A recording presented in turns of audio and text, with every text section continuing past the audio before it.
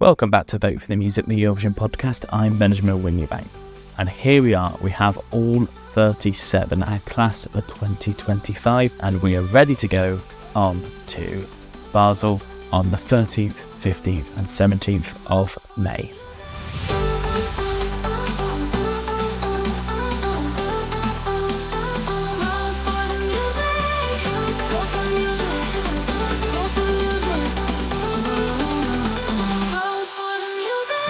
I hope this contest can live up to its promise and continue to stand for peace and dignity for every person in this world.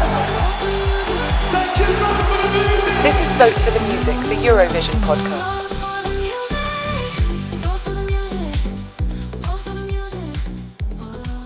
So yes, that's right, we have had national final season. We have had the most national finals any year has had since 2011, and all of them have produced so many exciting and very busy Saturday nights. A lot of the Eternals came in a rush at the end. A lot of them have left quite the impression. Obviously the biggest of them all seems to have been France's reveal, which was on Saturday the 15th of March, the very last song we got, song 37, where they revealed their song in the halftime show of the France versus Scotland Six Nations rugby match, which was quite a spectacular show, as Luan was descended from the air on a platform with a marching band beneath her on an enormous rugby pitch with 80,000 spectators. And though I can guarantee very few people were particularly there for Luan, I think she captivated the audience to quite a success, as the applause afterwards was significant.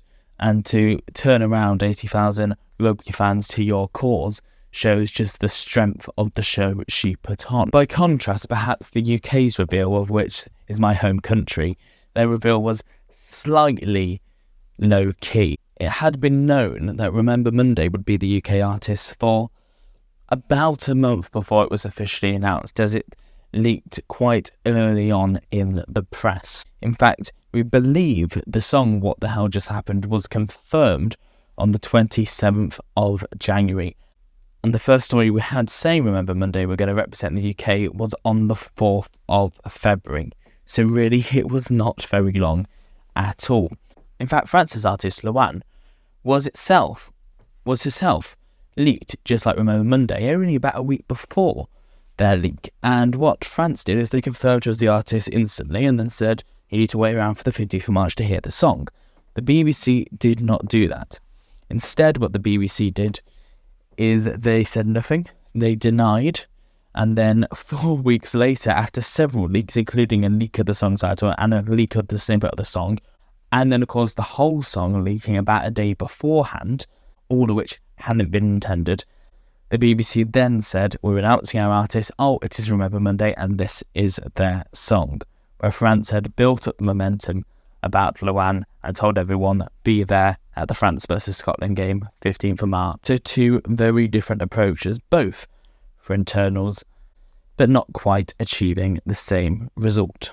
We've also had a few other big, wonderful national final moments. Let's not forget about San Marino, who have entered the theme tune of Festival de San Remo. Yes, you hear that right. The song which was the theme tune of another national final has now become the entry of San Marino after winning their national final, and it's quite wonderful the fact they've managed to pull this off. So we have Tutto Italia by Gambri Ponte, which again was the theme tune of the Italian national final representing San Marino, a song called All of Italy representing a country which is in Italy, which isn't part of Italy but in Italy. Quite wonderful. One of the big results we can talk about is of Melody Festival, and obviously Europe's biggest and most successful national final from Sweden. Now, I was there at the Strawberry Arena and it was roaring a couple of Saturdays ago when Sweden went against conventional wisdom and selected Kai with their entry Bala Bala Bastu, a Sweden song for Basel. Now, the big story was that Måns Zelmerlöw came second, and he was by far expected to win the whole thing. He, of course, won the entirety of the Eurovision Song Contest in 2015 for Sweden, and he was back to do it again, just as Loreen had done 2 years ago, something he failed at. The juries put him top, but only just, and the public put him second. the public margin, although in points was only 7, in actual votes was over 1 million. It was a landslide for Kai. The first time Sweden have sent a Swedish language song to the Eurovision Song Contest since 1998, and that was when the language rule was abolished. In fact, if you look through the history of the Eurovision Song Contest and the Swedish entries, the last time Sweden voluntarily sent a song in Swedish without being required to by a language rule was 1963. So really, it has been a very long time, and we're thrilled to say Swedish is back at the Eurovision Song Contest. Now, of course, there was one blip, if you remember. In 2012, Finland sent a Swedish language song because Finland has a significant Swedish-speaking population. So we did get a Swedish language song from Finland in 2012. Fortunately, it did not make it through to the final. But the little ripple in that is, of course, Kai, Sweden's artists, are in fact Finnish themselves, and they're from that Swedish-speaking part of Finland. So the last 2 entries entered in Swedish to the Eurovision Song Contest, both by Swedish-speaking Finns, although for 2 different countries. So Sweden have landed themselves still first in the odds, and they are increasing their lead. A lot of people don't really see how they can win. It would be very unusual for a song like Basel to win, but obviously the odds are thinking, well, who else can it be? The feeling is there isn't really a clear winner this year in the way there has been many times in the past. In fact, this year is drawing a lot of similarities to 2017, where again, we were leaving national final season without a clear winner. I think then Italy was the one people thought was going to do it, but Italy didn't even end up in the top 5 back in 2017, so a lot can change. The runners and riders are hard really to say. Is Sweden even a contender? A lot of people don't know. The odds say yes. I think the feeling is people would like them to be, but is that realistic? We have had songs like this, these big teleboat grabbing songs, the last couple of years, and the jury votes have just never been enough. But could Sweden be the one to change that? The songs also being talked about, in addition to Sweden, are Austria, who is sending a big operatic pop song. Could that work? It worked last year. Could it work here? Not quite the same, quite different, a lot more emotional and a lot more operatic itself. Of course, the code was a mix of many genres. This seems to be a mix of only a couple of genres. But also, it is common that a song, in a way like the previous winning song, does not tend to win the year after. That is just a general rule of the Eurovision Song Contest over the decades. Of course, France are also being discussed, although a lot of people are doubting their televote ability. We'll have to see there. Netherlands, a big contender. Of course, they will be gunning for victory after their disqualification last year, and I think they have a very solid package from Claude and Say La Vie. Very much could capture both jury votes and televotes. I think it definitely is one to watch. Finland are also in the conversation, although I think their big televote potential, which was high and has been considered high since the song was selected, could be cut down by the fact that we have another Finnish entry essentially in the contest from Sweden now with Kai, and I think they could be battling each other for that televote, which could damage both of them. Who knows? Maybe Finland will win. Maybe they might. Maybe their vote might be split. It's all looking a lot more uncertain now. One of the other leading voices in the conversation, not necessarily the odds, although its odds have been increasing lately, is now 10th in the odds as of time of recording, but certainly in fan polls, in fan discussions, in the fan community since it was released, was Albania. Now, Albania have historically never really done well at the Eurovision Song Contest. Their best result ever was 5th in 2012, but this year they have the whole community very, very excited. And for good reason. They have a fantastic song. Can it win? Well, conventional wisdom would say no. When it was selected, it was last in the odds. It stayed last in the odds for quite a while. It stayed low in the odds for quite a while. Fans were getting very excited, but no one really seemed to think it had a proper chance of winning. Why? If the song was good? Because Albania don't win. Albania don't get good results. It's weird. It's electronic. It's all in Albanian. It's unique. It's like a song we've never ever seen in the contest before. And can that win? I think it could. I would not rule it out. How it can win, I don't exactly know the path to victory. But we are in a very big crowded year with not many clear favourites, but a lot of very loud and very noisy songs, just like in 2017.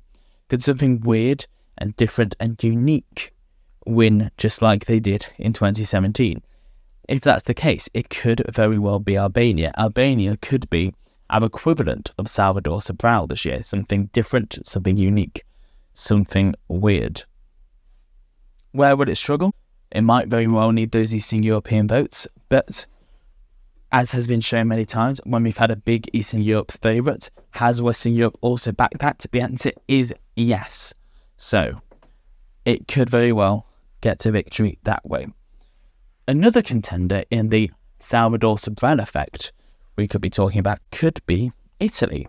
Italy have not been talked about very much. They're languishing at 12th in the odds, which for Italy is low. And of course, it wasn't even Italy's first choice for Eurovision. It was the second place at Festival di San Remo, which is a very competent, very emotional, very unique, and also a very well-written ballad that could really capture the attention on the night. Not necessarily in the pre-show, not necessarily in the run-up, just like Salvador Sobral, but once you get on stage, once you get in the right place in the running order, once you get in front of your audience, then you go, this is clicking.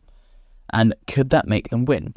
Might be difficult, might be an uphill challenge, but there is always the possibility that we could have a song no one expects cut through like that. And if it's going to be any of them, I think it will be Italy. If you ask me, the main contenders in this sort of year is Italy and Albania. Netherlands as well are definitely in the running.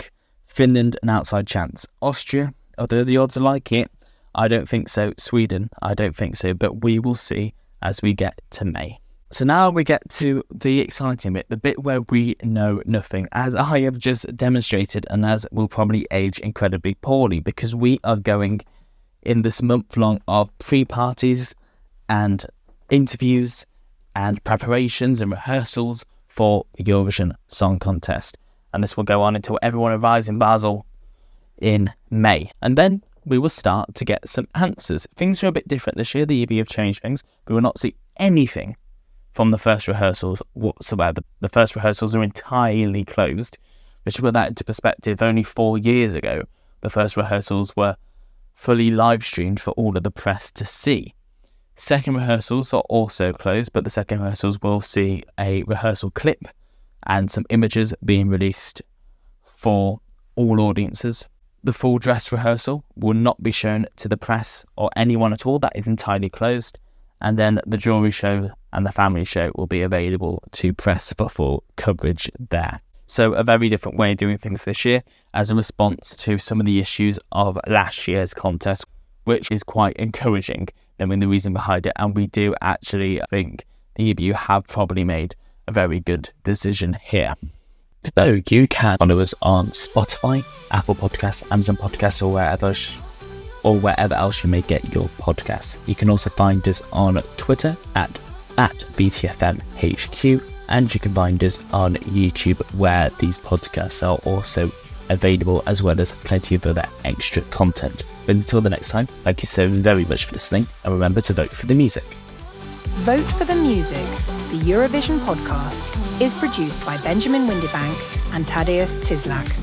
The theme music was produced by Joe Telt and Benjamin Windibank, based upon a composition by Michael Nekrasov. Thank you for listening, and remember to vote for the music.